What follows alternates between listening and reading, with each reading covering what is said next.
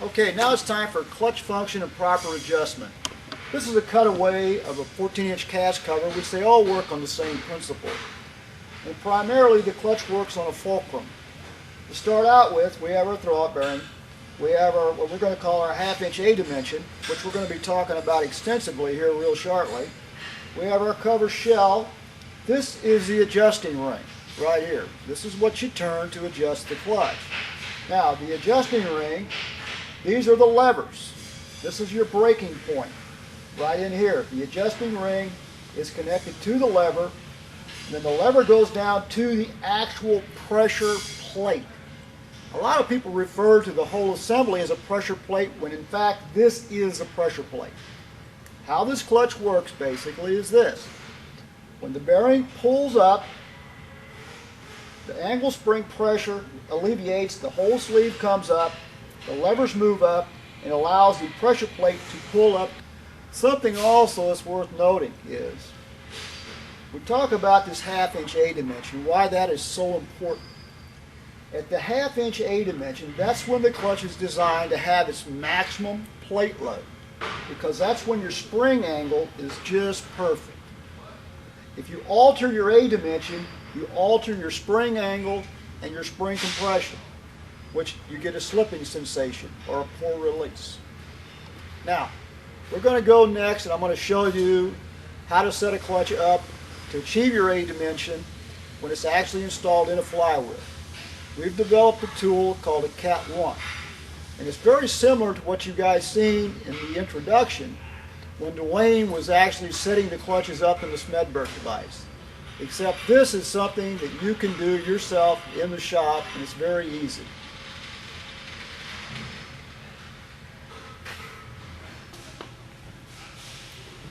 Alright, this is what we call a Cat 1.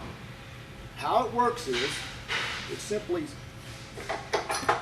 sets on the cover, and this acts as a puller which is going to pull the throwout bearing back away to simulate the travel. Now, this Cat 1, currently we have this thing, the clutch actually mounted on a flywheel. Let's talk about mounting on a flywheel for a little bit. A lot of times people don't really know the torque, the proper torque specs for this is on a 14-inch is 32 foot-pounds of pressure, and on the 15 and a half it's 50 pounds of pressure. Now, be sure and put at least Loctite blue. I know some guys will put Loctite red even on. You do not want these the cover bolts backing out of the cover. So, also, the Cat 1 again will fit on a 14-inch cast style cover and also on a stamped steel. Now, if you don't happen to have a flywheel sitting around, we actually got what we call a Cat 2. This is basically a flywheel simulator. It's a flat plate, it's dual drilled for the 15 and a halves and the 14s. Works on the cast or the stamp.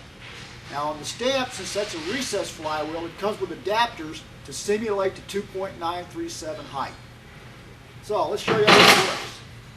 We talked before about the A dimension. Now, along with this tool, this is a half-inch thick. This is 1 inch thick. Let's check it. Right now, the cover is set. We've got our half-inch here.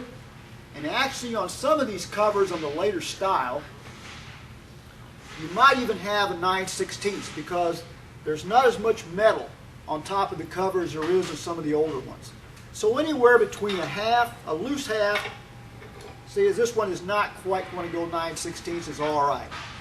Now, this clutch right now is in a full engaged position. Now how the Cat 1 works is,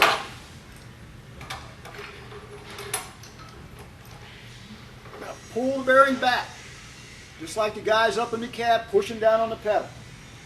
We're going to pull the bearing back until we have exactly 1 inch underneath the bearing. This simulates the half-inch of travel that it must go through to put it in a release position. All right, now we've simulated our half-inch of travel. What I've done here is taken one of the plastic alignment tools and cut about 3 inches off of it. Now my tool basically is riding on the rear disc. if you try to do this, do not push it all the way through because there's no pilot bearing in this flywheel, so it's going to cock. At this point, I drilled a hole in it. I'm going to put my screwdriver in here. Right now, that disc is in a full release position. It's sliding back and forth. You can also check it by taking and moving the center plate. We're ready to go. Now, at this point, if I needed to change the adjustment on this cover, I've got all the pressure off of it, and now I can easily turn my adjusting ring. Remove this.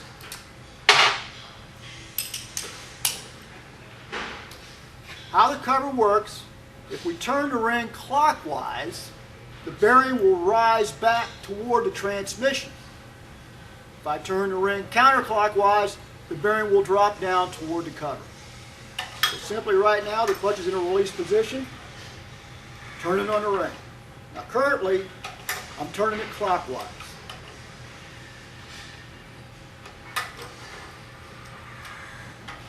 Now I want to note something here. I've adjusted it quite a bit, to be honest with you. Now let's see how our A dimension has changed. I'm going to release the pressure off of it.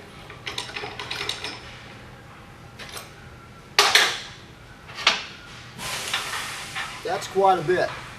See how much slop my 9/16 has got in there? Now watch something very important. I've drastically changed the adjustment. Now, at this point, the clutch is still in a full engaged position, even though I've radically changed the A dimension. Now, I'm going to pull the bearing up to simulate my travel.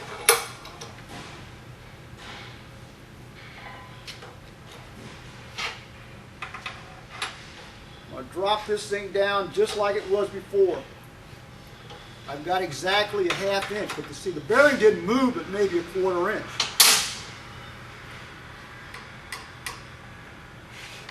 The thing is in a full release position. A lot of you guys will call in and complain that, hey, this clutch comes in right off the floor. In other words, it goes from engaged to disengaged rapidly. That's because the stroke of the cover has changed. If you have this situation, you must back it off and bring it back down to your ½ inch A dimension. That will get your stroke back on your pedal. So, now, the next thing I want to talk a little bit about is this sleeve. This is called a 2nd generation sleeve. I don't know if you can see it right here, but it's got a big spring on it. This is actually what the sleeve looks like. It's 3 parts: spring, retainer, draw bearing sleeve itself with a centering bushing. This is a self-centering sleeve, but it's very easy to get this sleeve off-center. Watch on the bottom. See how much slop there is in there? This is supposed to be centered. Now, usually when you take the blocks out of a clutch and you don't put them back in, the sleeve is going to cock to one side. If you've set the clutch up just as I have and you want to make sure the sleeve is going to be centered, there's an easy way of correcting this. Relieve all the pressure off of it. Actually, I'm going to take the Cat 1 all the way off.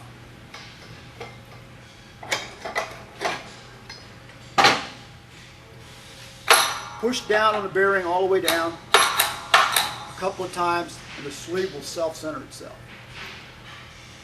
If you've got the cover off, you've got to reinstall the blocks underneath of it, which we're going to do in a little bit here.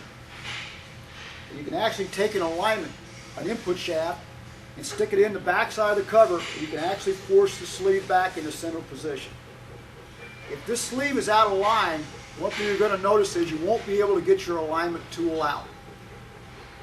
Don't get a hammer out, don't start beating on everything. The sleeve itself is out of line and you can correct it. Just take the cover back off, or if you can, push down on the pedal even though you got the alignment tool in there.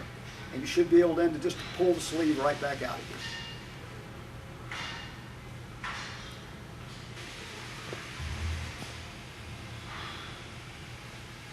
Okay, I've readjusted the clutch down where I got my 1/2 inch A dimension back again. Now it's time to set the blocks. Normally, at this point, the blocks should just fall out. If you reset blocks, watch the bottom of the bearing cage. Don't set the blocks here or here. And also, some of these bearing cages have like a button sticking out down here. Do not set it on the rivet head or the button head. You have to offset it, because otherwise it's going to hold the bearing up too high, and when you go to pull your alignment tool out, your discs are going to fall down. So just kind of a caution when setting blocks. Now, we've talked about the A dimension. This should always stay constant for the life of the clutch. You should always maintain your 1/2 to 9/16. But the other dimension, which most of you guys are concerned with, is the distance between the throwout bearing and the clutch brake. Okay, yeah, you want 1/2 inch to 9/16 here, but sometimes you may have more than that. And what this is due to is something that we would call flywheel wear. Flywheel wear is not, hey, this flywheel needs to be turned. Flywheel wear is how many thousands have you taken out of that flywheel in its entire lifetime. And when we get to the next section, we're going to go into this in depth. We'll show you how to measure a flywheel to actually see what's been taken out of it. Now, keep in mind, every time you turn a flywheel, you're moving the whole clutch assembly closer to the engine, farther away from the transmission or from the clutch brake. Do not, on the initial installation, when you're setting up that new clutch to get your 1/2 to 9/16, do not bring the clutch to the stop brake. You bring the stop brake to the clutch. Now, there are several ways of achieving this. Number one is you put a new flywheel in. That'll solve the problem. Most guys don't want to spend the money for a new flywheel. Number two is you put a shim or spacer in. Now, when I first started in the clutch business, every clutch had a 3-piece clutch brake, 2 fibers and a metal. Well, a lot of the old guys would keep the fibers, and that's what they would use for their spacers. They'd put 1 or 2 of these in every time they put a clutch in, and that's how they took up and got their 1/2 inch right here. Well, we've gotten a little bit more sophisticated these days. We've got the hinge style brakes now, but we also have oversized clutch brakes. A standard clutch brake is 375 thousandths thick, 3/8 of an inch. They actually make a standard. They make a 440 thickness, which is actually 65 thousandths thicker than normal, which is basically 1 flywheel turn. And they have a 500, which is a 1/2 inch thick, which is 125 thousandths over, which, by the way, is what the fiber washer is. It's 125. Now, if you got a 1-piece clutch brake in there, you don't want to be taking the brake out. You can take these fiber spacers, and if you measure properly, you measure 1 inch. First of all, draw you a center line, measure 1 inch on the inside, 1 3/4 inches, and take a tin snip and cut a pie wedge out of it. Now, a lot of guys say don't do this. I say do it. Soak them in hot water for a little while. That way, when you're trying to install them, they won't crack or break.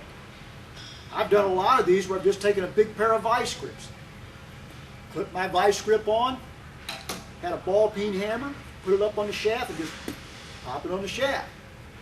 I was in a shop one time in Nebraska, and the guy had the perfect answer. He actually took a hammer handle about that long, with the head off of it, of course, and he stuck this right down in that top of the slot of that head. That way it was outside the bell housing, took it, popped it right on the shaft. Keep in mind, all this is going to do is when the clutch moves back a 1/2 inch, the clutch brake stops the input shaft from turning so you can go into first or reverse. Otherwise, the clutch brake is not even relevant. So that is all it's supposed to do.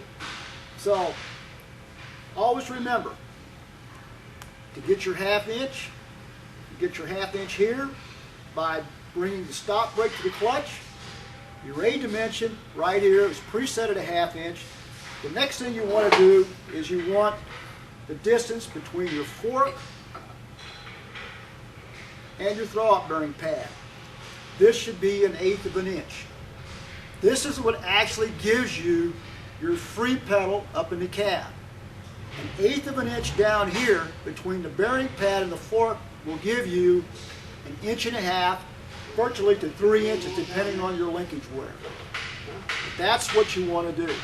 Now, you set the linkage to get your 1/8 inch right here, and you never touch the linkage again in the life of the clutch. Because the linkage is going to be your gauge or your standard telling you when to adjust the clutch and how much to adjust the clutch. Because what's going to happen is, as this all wears, naturally from your component wear in here, the bearing will come down, will make contact with your fork and your bearing pad. You have no free pedal. That tells you right there it's time to adjust the clutch. By turning this ring clockwise, two things happen. You turn the ring clockwise, not only will the bearing come up to give you your 1/8 inch clearance back here, but the pressure plate is driven deeper into the flywheel to compensate for your component wear. The linkage adjustment is done on the initial installation. No more linkage after that. Always do the internal adjustment after that to get your proper free pedal and your proper adjustment.